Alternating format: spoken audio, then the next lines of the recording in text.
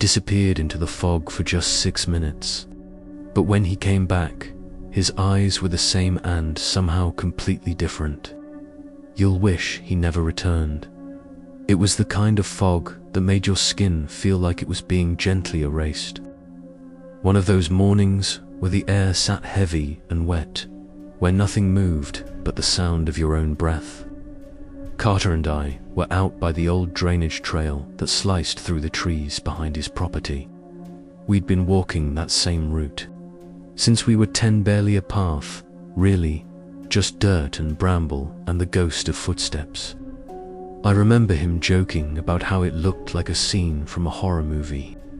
He laughed, and his voice just dissolved into the fog like a stone sinking into water.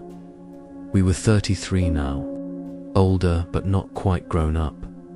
Carter had always been the braver one. He'd say it wasn't bravery, just boredom, but that's how. He ended up walking ahead that day, fading into that white nothing. I stood where the trail curved, hands in my pockets, waiting for him to come back around the bend. It shouldn't have taken more than a minute, but the minute turned into 3, then 6. I shouted his name once, then again, louder. My voice bounced strangely like it had walls to hit, even though we were outside. Then he stepped out. Carter walked back into view like nothing had happened, but the way he moved, it was subtle but wrong. He was a bit too slow, too straight. No slouch in his shoulders, no familiar bounce in his step. He looked at me and smiled.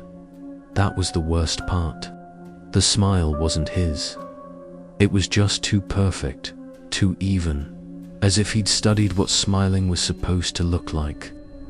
I laughed nervously and said, "Took you long enough." He tilted his head slightly, like a dog hearing a new sound, and replied, "Time is funny. In fog." That's when I felt something tighten in my chest. I didn't say anything, just started walking, hoping the weirdness would melt off him once we got out of the trees. But it followed us home. All day, Carter was just a half-beat off. He used words he never used. Called me Matthew, which he hadn't done since high school. Everyone called me Matt, including him.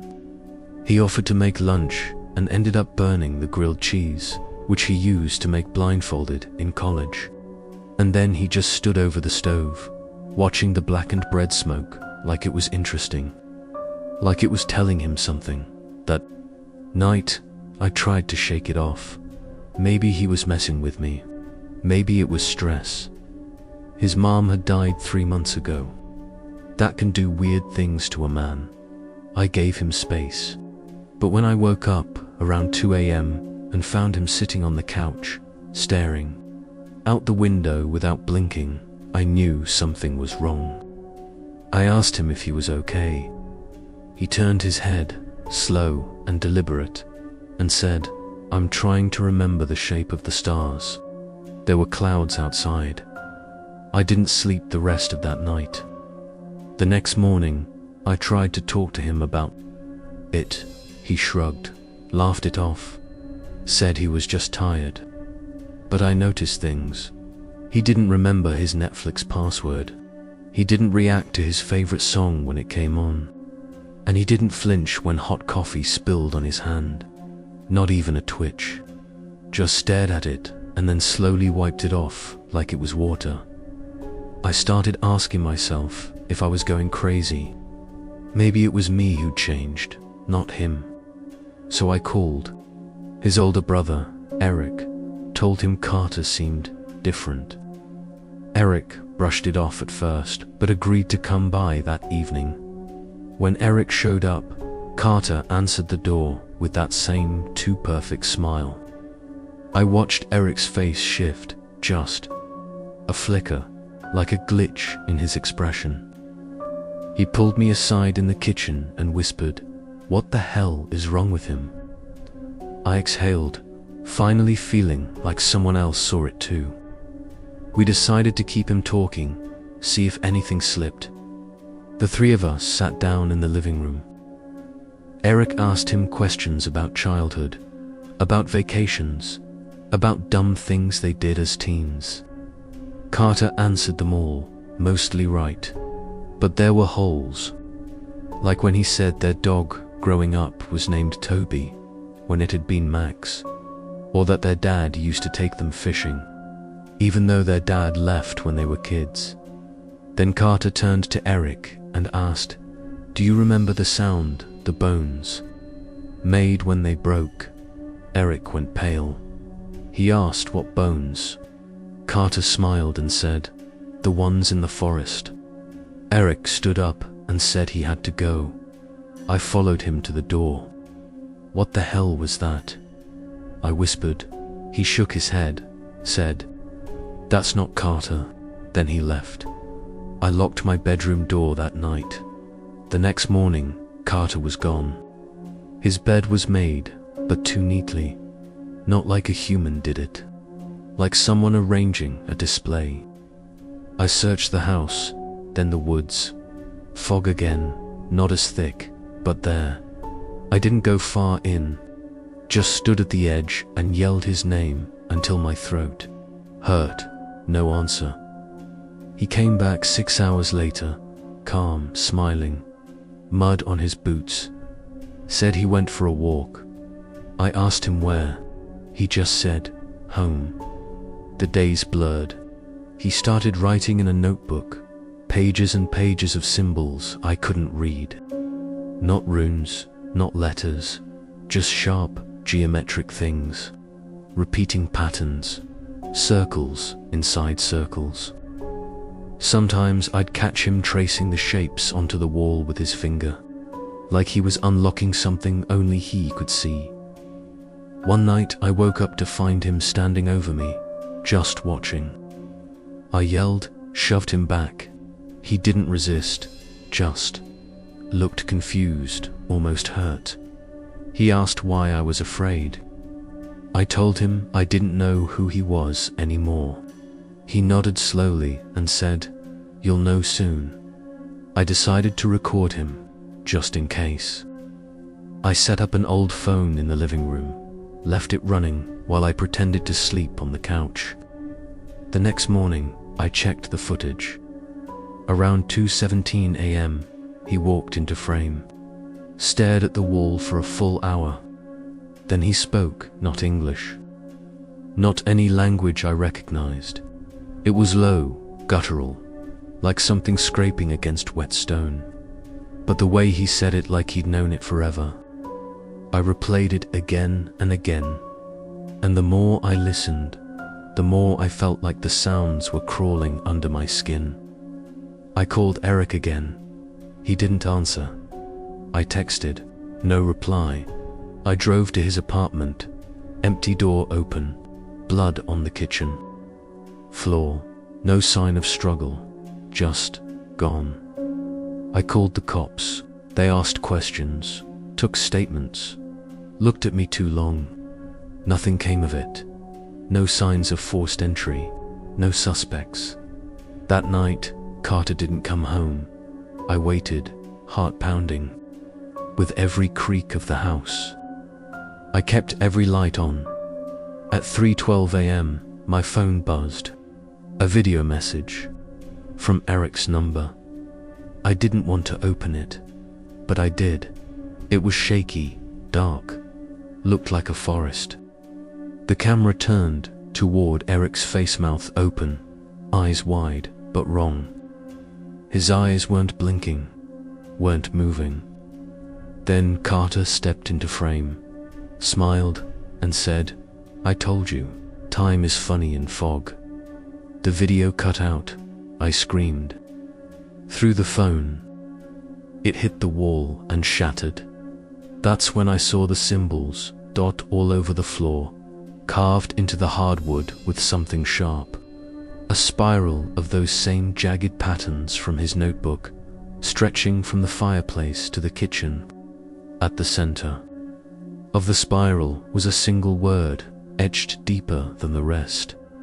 Return. I left the house that night, checked into a hotel, didn't sleep, just stared at the door. Every noise outside made my skin crawl. I called the police again the next day. Told them Carter had broken into my house, vandalized it, possibly hurt his brother. They searched, said they'd investigate. Nothing came of it. I tried to go back to normal, stayed with a friend, avoided the woods, deleted all my social media. But the dreams started, always fog, always voices just out of reach. Sometimes Carter would appear, walking backward through the mist, whispering words I didn't understand.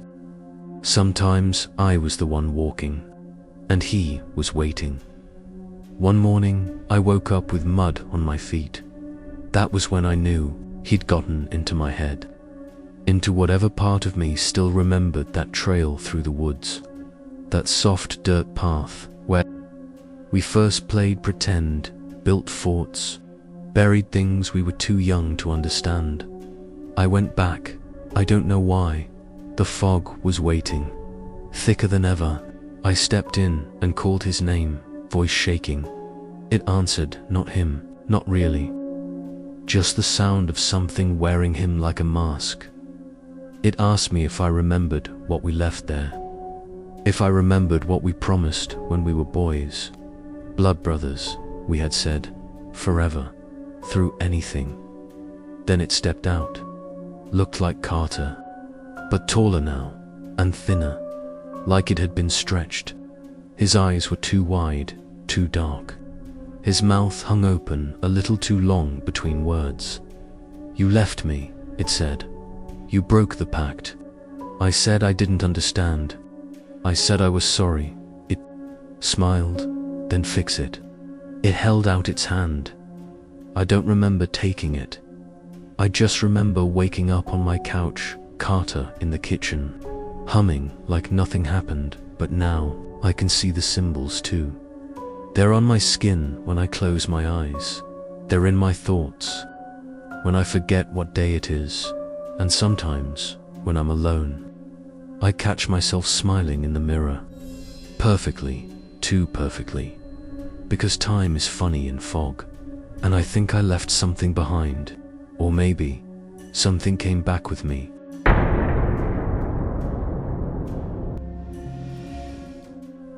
He found a locked room in his house he didn't recognize, and every time he touched the door, something in him shook.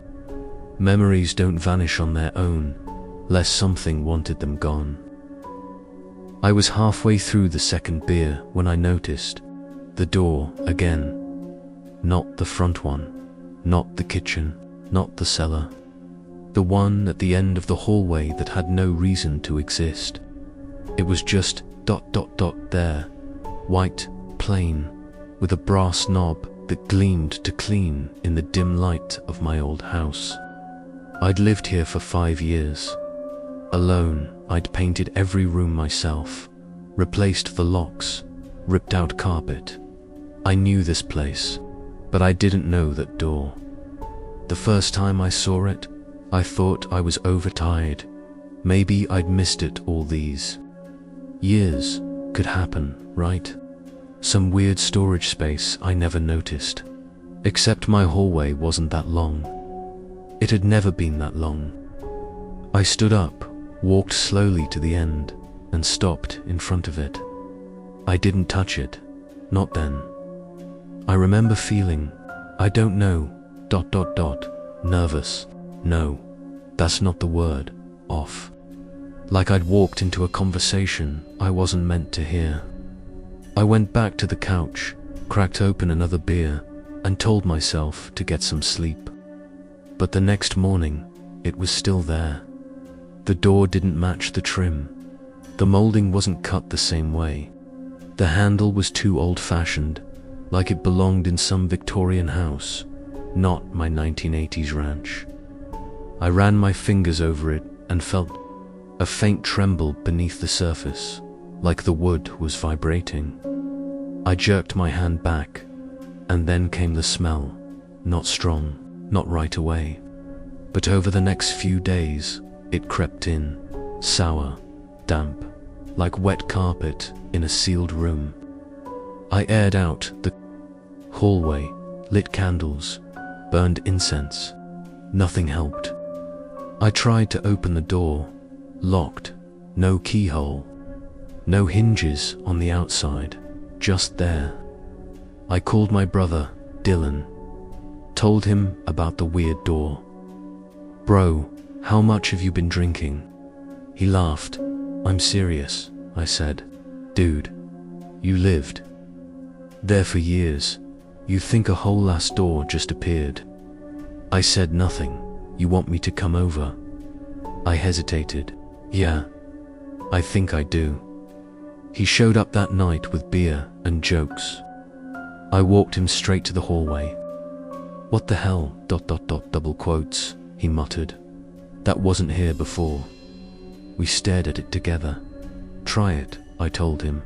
He gripped the handle, twisted. "Nothing. Feels cold," he said, pulling his hand back. Like fridge cold. We sat in the kitchen for a while, trying to figure it out. He kept glancing toward the hall, like he expected someone to walk out. "You ever consider it's, I don't know, ... psychological?" He finally said. "You think I imagined a door and you're seeing it now?" "No. I mean, what if it's always been there and you just ... blocked it out?" That stuck with me. Blocked it out. That night, I dreamed of screaming. I don't remember what the dream was about, just that I woke up, drenched in sweat, throat sore like I'd been yelling for hours. My knuckles hurt. My arms ached like I'd been pounding something. I found crescent marks on my palms where my nails had dug deep. The door was still there. Now it had scratches. I didn't notice them at first, but when I leaned closer, I saw them, thin erratic grooves running down the paint, like fingernails, like someone inside had been clawing their way out. I didn't tell Dylan. I didn't tell anyone. I started to forget things, where I put my keys, whether I ate that day. Whole conversations with co-workers vanished. I'd leave the house and forget why I was driving. Once, I woke up in my car 3 towns over with no idea how I got there. And every night, the same dream. Screaming, always screaming. Not someone else. Me. I started recording myself while I slept. The first few nights were quiet. A few snores. A cough. Then, on the 5th night, I heard it. A creak. Then another. Then my voice, muffled, muttering. "No, ... no, not again. Please, ... A sound like fabric tearing, then a thud, then silence. I stared at my phone for hours. I set up a camera. The next morning, the footage was gone. Not corrupted, not deleted, just not there. I tried again and again, same result. So I stayed up. At 2:12 a.m., I heard the knob turn. It didn't open, just ... turned. My body froze. I wanted to move, to scream, but I couldn't. Then I blacked out. When I came to, I was lying in front of the door. My hands were bloody. The walls around me were covered in marks, dozens of tally marks, etched in jagged lines, too high for me to reach without a stool. I never made those. I didn't even own a knife sharp enough to cut drywall. I called Dylan. He came over, saw the marks, saw me shaking. He didn't laugh this time. "What the fuck is happening to you, man?" he whispered. "I don't know." He stood in front of the door for a long time, then said, "Maybe it's not what's behind the door that's the problem. Maybe it's what's in you." I stared at him. "What?" He looked at me with something new in his eyes. Not fear, recognition. "I think you've been here before," he said. "Not just this house. Here, this door, this moment."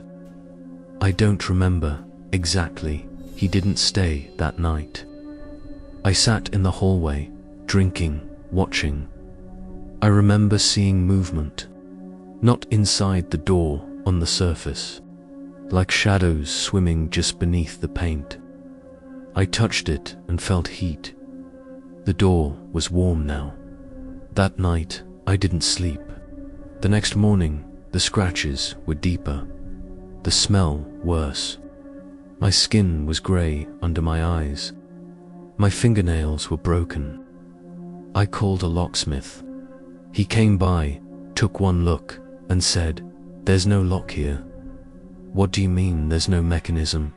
It's not a real door." I asked him to try anyway. He humored me, drilled, knocked, tapped. Then he stopped. "Did you say this house was empty when you moved in?" he asked. "Yeah."